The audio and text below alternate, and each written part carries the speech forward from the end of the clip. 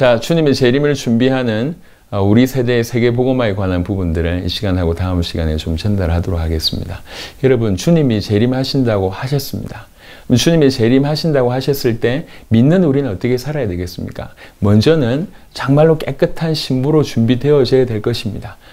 정절을 지키고 순결을 지키고 그리고 자기 자신을 스스로 이렇게 연단하면서 성화하면서 우리 주님을 간절히 기다리는 그런 개인적인 기다림 준비해야 됩니다. 하지만 그것과 동시에 중요한 것은 이 복음이 전 세계에 전달되는 것입니다. 주님의 재림은 세계복음화와 연결되어 있습니다. 세계복음화라고 하는 것은 모든 사람들이 믿는 것이 아니라 모든 사람들에게 정확한 예수가 그리스도라고 하는 복음이 정언되는 것입니다. 단순한 전파가 아니라 예수님이 왜 그리스도인지 정확하게 정언되는 그것이 모든 사람에게 정언되는 그것이 세계복음화입니다. 그러면 믿는 자들도 있을 것이고 믿지 않는 자들도 있을 것입니다. 그때 주님은 다시 오십니다. 그래서 우리는 주님의 다시 오심을 위해서 우리 개인적인 신앙과 우리 교회를 돌아봄과 동시에 전 세계를 복음화하는 것이 어떻게 보면 너무나 당연합니다. 이런 모습이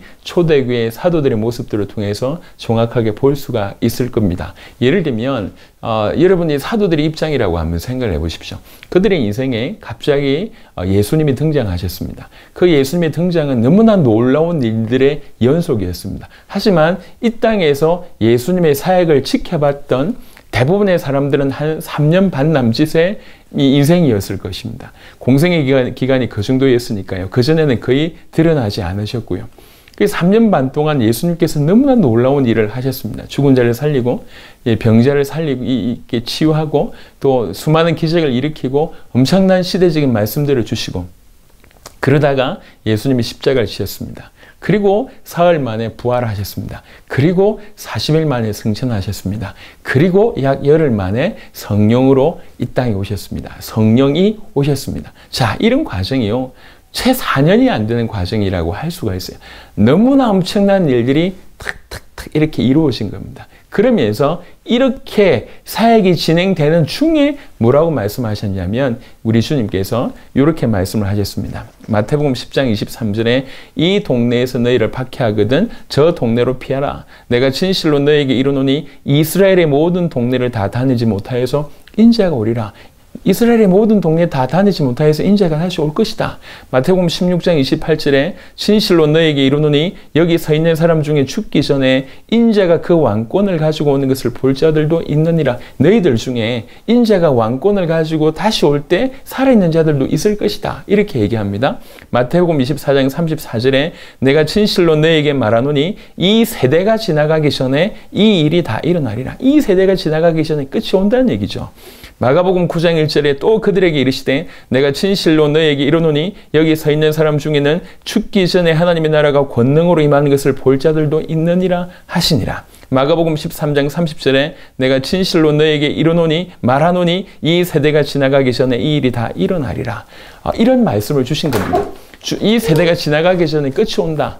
이스라엘의 모든 동네를 다 다니지 못하여서 다시 올 것이다. 이런 말씀들을 주셨습니다. 사도들이 이 말씀을 받은 거예요. 사도들이 어떻게 살아갔겠냐 말이에요. 시간이 이렇게 길지 않구나.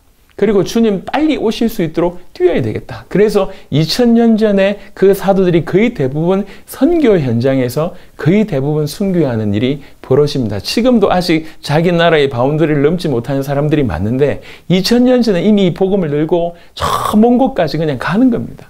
이게 보통 일이 아닌 것이죠. 그들 가슴에 주님의 다시 오심을 맞이하고자 하는 전 세계를 복음화하고자 하는 이런 아주 강력한 믿음 가운데 그렇게 뛰어다녔던 겁니다. 그들은 그런 믿음을 가지고 있었습니다. 그렇게 살아갈 수밖에 없었고 그것이 올바른 믿음입니다. 사실 그들과 우리에게 동일한 메시지를 사실은 주신 겁니다. 2000년의 간격은 있을지 모르겠지만 시간을 초월하시는 하나님은 동일하신 하나님입니다. 그에게 말씀하셨던, 그들에게 말씀하셨던 그분과 우리에게 말씀하셨던 그분은 동일한 분입니다. 동일하게 이 믿음을 가지고 살라는 거죠. 막연하게 언젠가 세계복음화 되겠지라고 하는 마음으로 사는 것이 아니라 내 살아있을 때 주님 다시 오실 수 있도록 내가 준비하는 마지막 때의 세례요한 같이 사는 것이, 마지막 때에 그리스도의 신부로서 신랑을 맞이할 준비를 하는 것이, 이것이 올바른 믿음이라고 하는 것이죠. 이게 주께서 원하시는 믿음입니다. 그래서 우리 세대에 오신다고 믿는 것이 바른 믿음이에요. 바울 같은 경우에는 지난 시간에도 말씀드렸지만 사도행전 20장 24절에 내가 달려갈 길과 주 예수께 받은 사명 곧 하나님의 은혜의 복음을 증언하는 일을 마치려 하면은 나의 생명조차 조금도 귀한 것으로 여기지 아니하노라. 이 하나님의 복음을 증언하는 일을 마치려 했습니다. 사도행전 19장 21절에 이 일이 있은 후에 바울이 마게도냐와 아가야를 거쳐 예루살렘에 가기로 작정하여 이르되 내가 거기 갔다가 후에 로마도 보아야 하리라고 항상 땅끝을 봤습니다. 로마라고 하는 땅끝, 가이사라고 하는 땅끝, 지리적으로 볼 때 땅끝이라고 그 시대에 여겼던 스페인이라고 하는 땅끝 계속 봤습니다. 그리고 고린도전서 7장 29절에는 아주 비밀의 메시지가 있는데 29절에 형제들아 내가 이 말을 하노니 그때가 단축하여진 고로 이렇게 얘기합니다. 그때가 단축하여졌다. 이 말은 무슨 말입니까? 주님의 재림 때가 단축하여졌다는 얘기예요. 왜 그렇습니까? 주님의 재림은 세계복음화와 관계되어 있는데 바울을 통해서 복음이 많이 전해진 거죠. 그래서 그때가 단축하여졌다 이렇게 표현을 하고 있습니다. 바울이 어떤 중심으로 복음 전했는지를 알 수 있는 대목입니다. 야고보 5장 7절 8절에도 그러므로 형제들아 주께서 강림하시기까지 길이 참으라. 보라 농부가 땅에서 나는 귀한 열매를 바라고 길이 참아 이른 비와 늦은 비를 기다리나니 너희도 길이 참고 마음을 굳건하게 하라. 주의 강림이 가까우니라. 여러 가지 핍박 상황에 야고보가 펜을 들어서 말씀하는 겁니다. 주의 강림이 가까우니까 조금만 참아라. 베드로후서 3장 8절부터 13절에 사랑하는 자들아 주께는 하루가 천년 같고 천년이 하루 같던 이 한 가지를 잊지 말라. 주의 약속은 어떤 이들이 더디다고 생각하는 것 같이 더딘 것이 아니라 오직 주께서는 너희를 대하여 오래 참으사 아무도 멸망하지 아니하고 다 회개하기에 이르기를 원하시느니라.